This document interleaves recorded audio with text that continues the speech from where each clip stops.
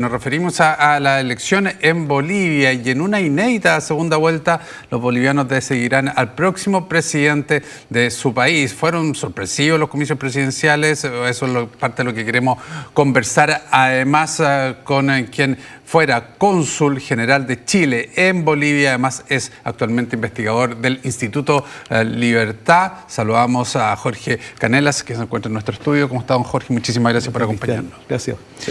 ¿A usted le sorprendió el resultado? ¿Le sorprendieron los candidatos que llegaron? ¿Hubo algo que le llamó la atención?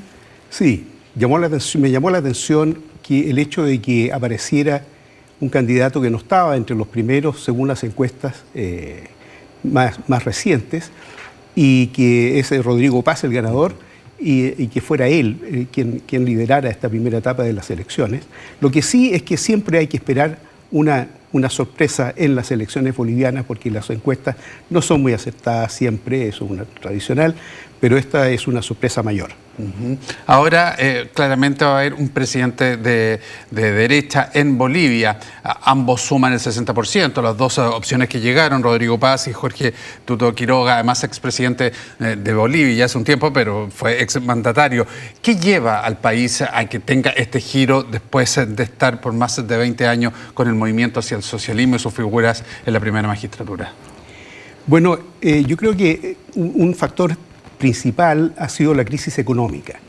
El manejo económico del movimiento al socialismo fue de mal en peor. Comenzó los primeros años de Evo Morales, fue de una bonanza inusitada, porque el ingreso de Evo Morales al escenario político coincidió con un hecho internacional que fue impactante, fue el boom de los precios de los hidrocarburos, del petróleo. Eso favoreció mucho los gobiernos de Evo Morales, pero eso no fue acompañado con una gestión equivalente a los ingresos que estaba recibiendo como nunca antes de su historia Bolivia. Entonces hay, por una parte, un manejo económico que no fue previsor, porque una vez que ya se acabó la bonanza de los precios de los hidrocarburos, entonces comenzó la debacle económica que tiene a Bolivia ahora en una crisis mayor.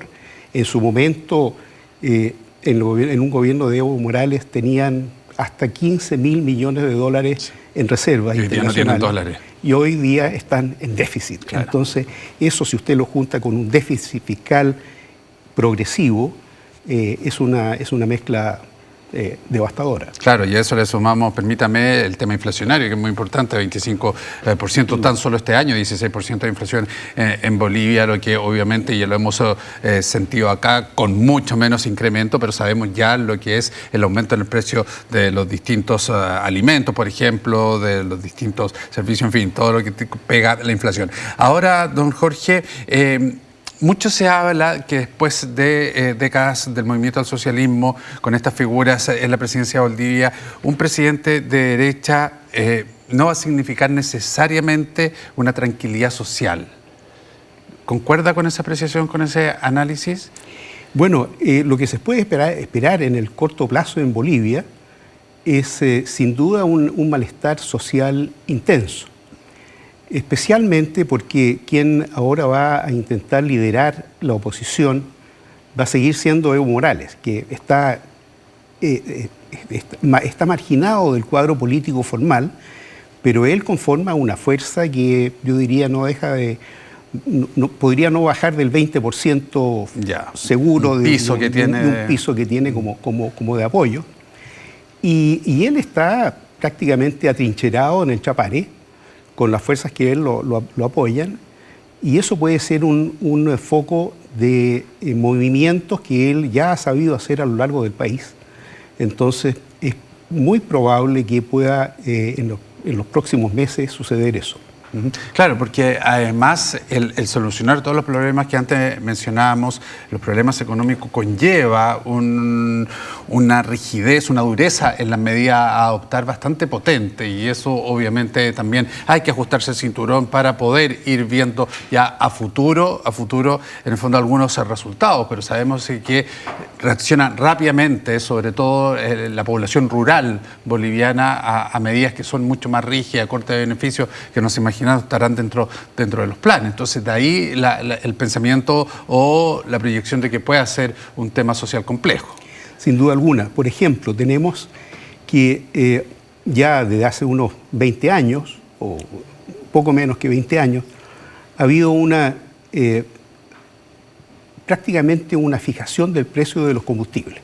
Entonces, con la gasolina subvencionada, lo que significa un déficit fiscal inmenso, que le significa al Estado subvencionar la gasolina, y eso significa, en el momento que se haga un ajuste, que va necesariamente que tener que tocar ese factor de combustible, eso se va a extender hacia toda la economía. Claro. Entonces, solamente por ese hecho ya tenemos un foco, ¿no es cierto?, de serios problemas. Sí.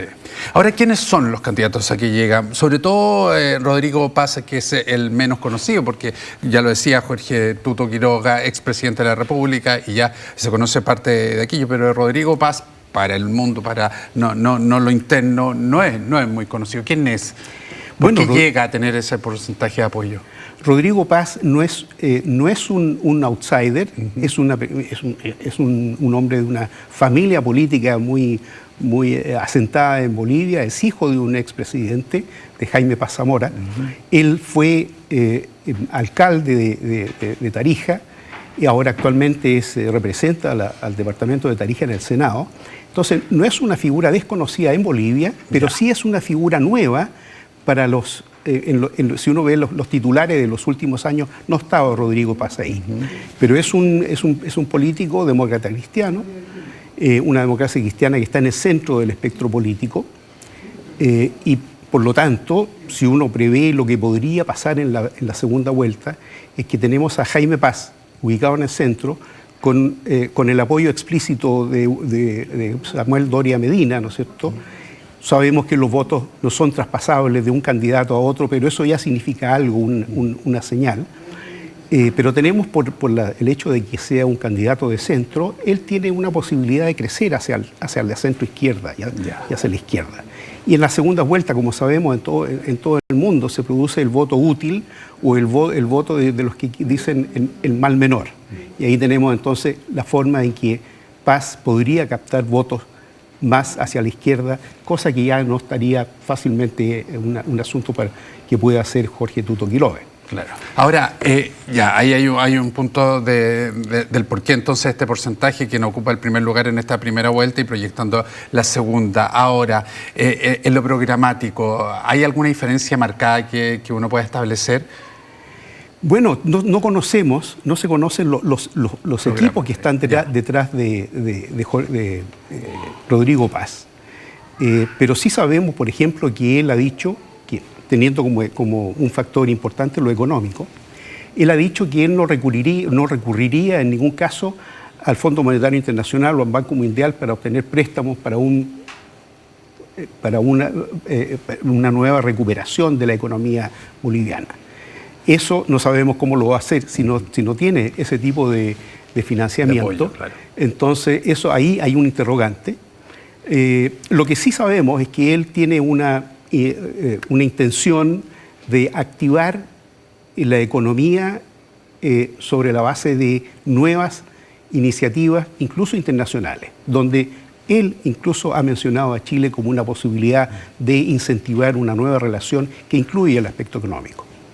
Ahora, finalmente, estos dos candidatos de centro derecha y algo más de derecha, el Jorge Tuto Quiroga, ¿significa un acercamiento a Donald Trump? Yo diría que no necesariamente, menos en el caso de Rodrigo Paz.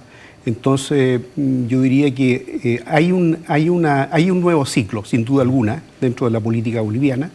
Va a haber un nuevo ajuste de los asuntos internacionales con una visión totalmente distinta, porque el MAS en ese aspecto fue, yo diría, muy limitado en sus relaciones a los países de ALBA, ¿no es cierto?, claro, de la Alianza Bolivariana.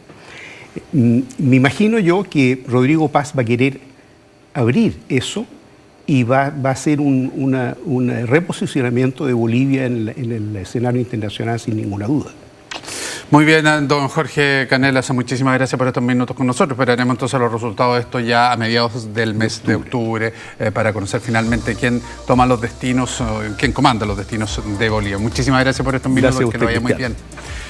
Y nosotros, cuando faltan 14 minutos para las 7, nos separamos un instante, regresamos con toda la información.